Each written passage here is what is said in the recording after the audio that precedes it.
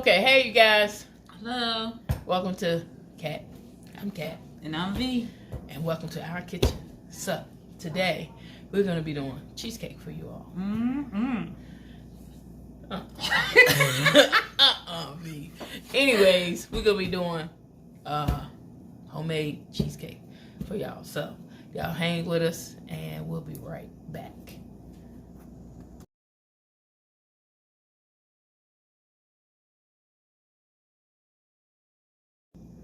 Okay, so here we have the crust that we're getting ready to make. You use whatever brand you want, but we are just using simple, off-brand, great value, honey, graham crackers. It's to your choice because they have cinnamon as well.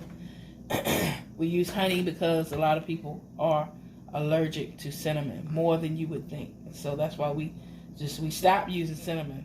I actually prefer cinnamon, but people are allergic to cinnamon, so we use honey. We use two packages of them, and then we use brown sugar, a quarter of a cup. Then we use a stick of, you can either use margarine or butter, whatever your preference is. I think in a previous video, told you that when you use margarine has water in it. So sometimes we use butter, sometimes we use margarine. Today, we're using margarine. So we're going to go ahead with the process. And I'm going to, if you have a food processor, that'll be good. You can buy the graham cracker crumbs already broken up. It's to your preference, but this is what we do. Take and break it up. Oh, wow.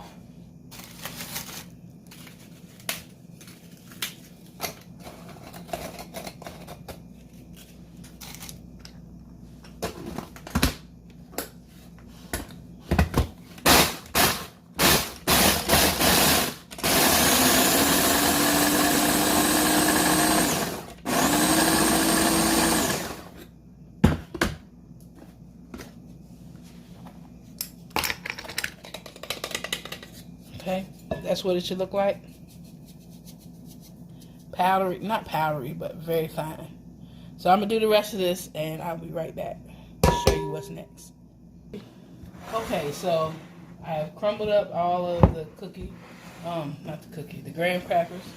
And I'm going to put my brown sugar in there. And I'm going to get some gloves. This is for a customer, so be sanitary as possible. You want to like that. And like I said, we're using margarine today. And why I'm doing this so that so it's mixed around properly. And you pour it in there.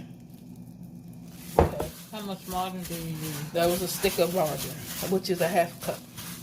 Stick is a half a cup.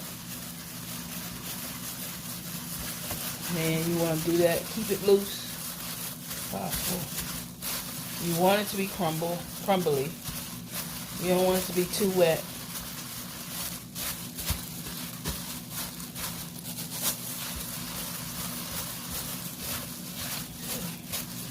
And the way to tell if it's right, just gonna hold, take in your hand like this.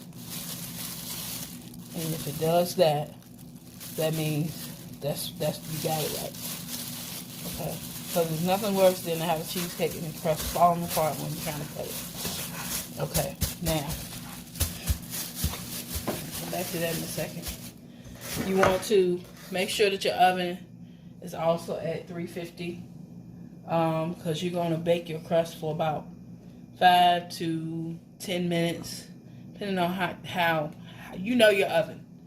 You know, so it just depends. You don't want it to be really, really hard, but you don't want it to, you want it to cook enough so that once it cools off, it hardens. Okay? You want to use a spring pan. The spring pan is just what you see. You do that like that. And see, we put a board in the bottom so that it doesn't stick, but that's what it looks like.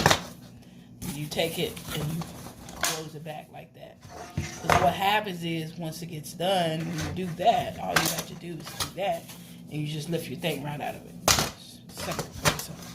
So make sure you get a screen pan, and we fit our board down in the bottom, like so.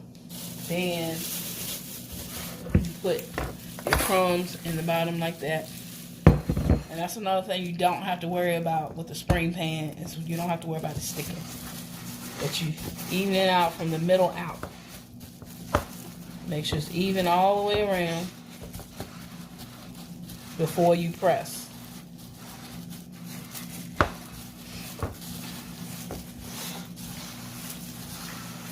Because like I say, you want to have your crust even. You don't want it to be high on one side and real thin on another.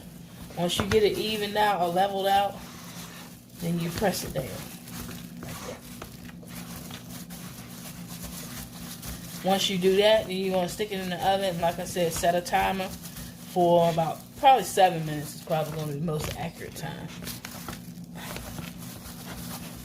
And so I'm going to finish doing this. It should look like this pretty much. Okay. Press down all the way around. Should be pressed. Should look like this. I'm gonna press it down a little bit more. Then I'm sticking it up. Okay, so now we are at the part of doing our cream cheese filling. So you want to get you some cream cheese. You know, I mean, it's to your preference. Some people use the fat free. They have fat free. They got a 2%. They got I think a third. Something, I don't know. They got a lot. We use regular. Yeah, we use regular. So I'm just letting you know it's there. You want to make sure it's at room temperature. And, you know, you can go through the trouble of cutting the paper and all that. This is just easy for me or us. This is what we do. And this is the trash bowl. It's good to have. In school, they call them mise en place. That's where you dump all your trash. I mean, I'm sorry, no. Your dump trash bucket or whatever. You use a bowl, and so you don't have mess all over your counter. Use one bucket or bowl, and you put all your trash in it. Mise en place is actually the process of getting all of your stuff, everything that you need on your table. So all you have to do is put it together. That's what we did. We put our mise en place. That's what they call it. It's a French term. Yeah. So we do 1.5 pounds of cream cheese. And then we let that whip a minute or two. Then we're going to add sour cream and flour to it. We're going to let it whip for a minute.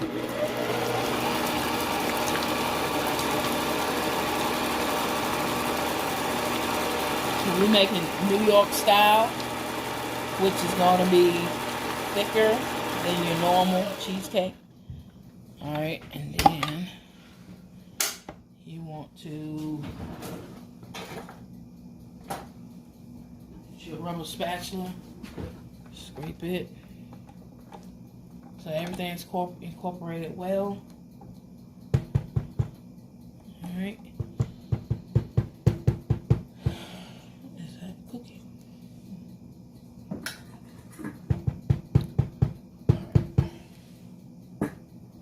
Alright. Sour cream. About 1/4 cup.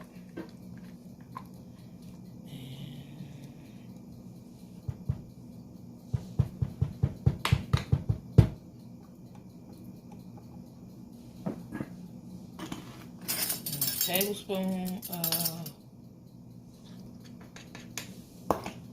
leveled flour.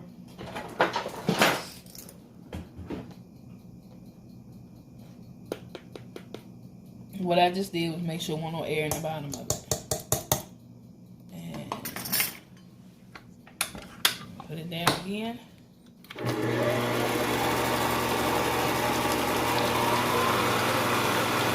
This is what you call a stand-alone mixer, and really, really good. This right here is your, it's not a beading attachment. What it's called.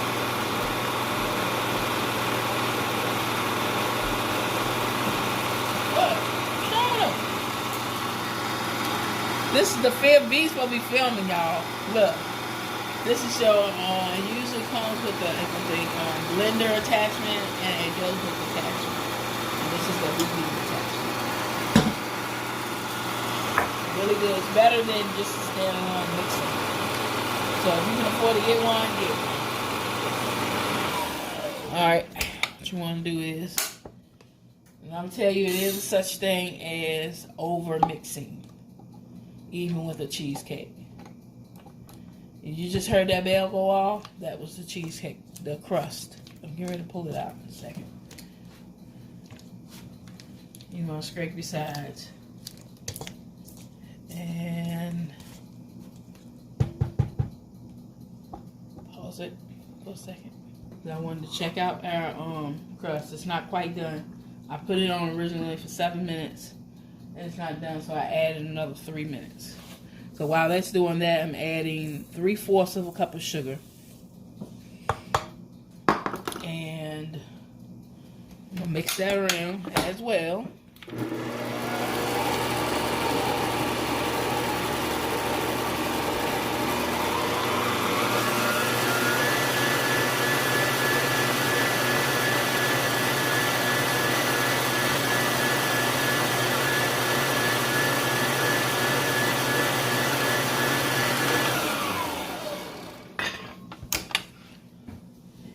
Scraping it again, because I want to make sure that we don't have nothing unmixed at the bottom.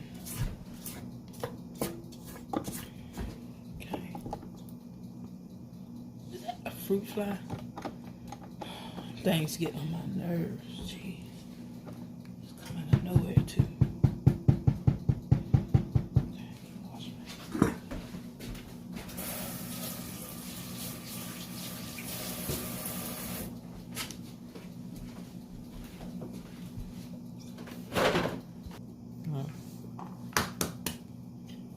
Three eggs.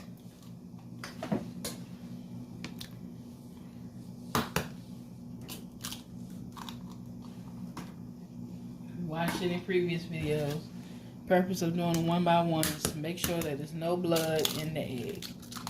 Because if it is, then your product will be contaminated and you will have to throw the whole thing away because the chicken has begun to develop when there's blood in it. Do not use it. Do not use it. Okay. You can go ahead and put your vanilla in there as well. A lot of people, they will use a teaspoon, a regular teaspoon to measure out liquid. It's really, your measurement is actually off when you use a dry measuring unit to measure out a liquid. So you want to use a liquid measuring unit to measure it out. And in this, we need about a tablespoon.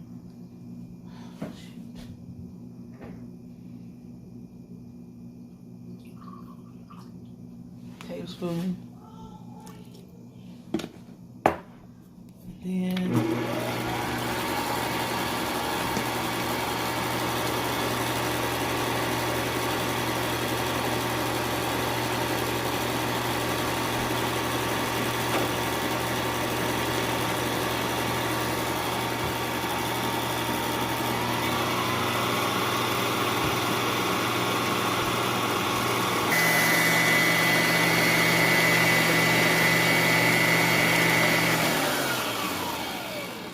okay, periodically you want to scrape your bowl through the process of blending it or mixing it together. You want to scrape it to make sure that everything is mixed in. Until you finish it, it should be smooth. You shouldn't have any types of lumps or anything in there if you've mixed it well. And so our crust should be coming out any minute. And so I'm just making sure that it's all ready. Okay, so now the crust is done. It has cooled a bit. And the way to tell if your crust is done is the dark brown. See the dark brown right here? Means that it's cooked enough to where it won't, to where it lets us know that it's done. It's done. That's all I'm saying that it's done. That's how we tell that it's done. And now that it has cooled off a bit, then we go ahead and some I didn't do that I normally do, but I'm going to do it now real quick. This will be fine just sitting, waiting for the oven, is turning our regular oven into a steam oven. And I'm going to show you how to do that real quick. And then you just make sure this is even all the way across. Okay, now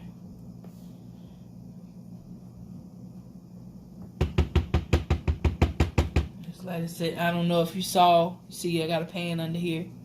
When you when you got a spring pan, that's a tip. Always put a pan underneath it because just in case it decides it wants to leak. Now, come over here. And like I said, we're going to turn this oven, it's a regular oven, into a steam oven. How? Okay, what we do is we turn it down to 300. And then we take a shallow pan, we put about 1 inch of water in it.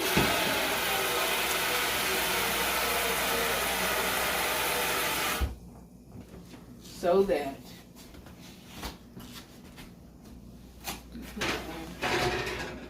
in here, okay. What's gonna happen is that water is it's gonna come into a simmer. It's gonna stay at a simmer, and of course, when water simmers, what does it do? Steam rises, and this is how this becomes a steam oven. You let it preheat for about 5 minutes. Let it do what it's doing. In about 5 minutes, then you want to put your cheesecake in the oven for at least 45 minutes. Could take up to an hour. Just depends on how fast your oven cooks.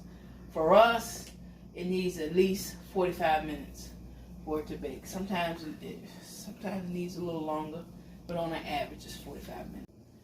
And here is the final look of the cheesecake after it's been out an hour later. See the edge here? The edge right there, rather. That lets us know that it is. And another good thing about doing it this way, the steam oven, is it captures the cheesecake itself captures all that moisture, and it makes it twice as, again, a lot fluffier, creamier, and another tip to making cheesecake, I tell you, when you overcook a cheesecake, it cracks in the middle, and so this has been cooked just right. No cracks or anything. And I'm going to show you how to actually get it out of the pan.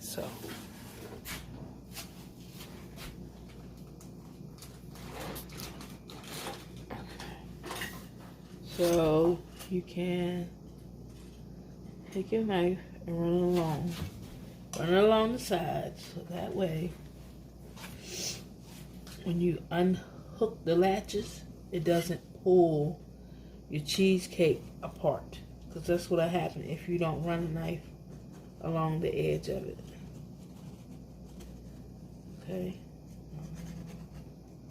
And as you go around, gradually go all the way to the bottom. Okay.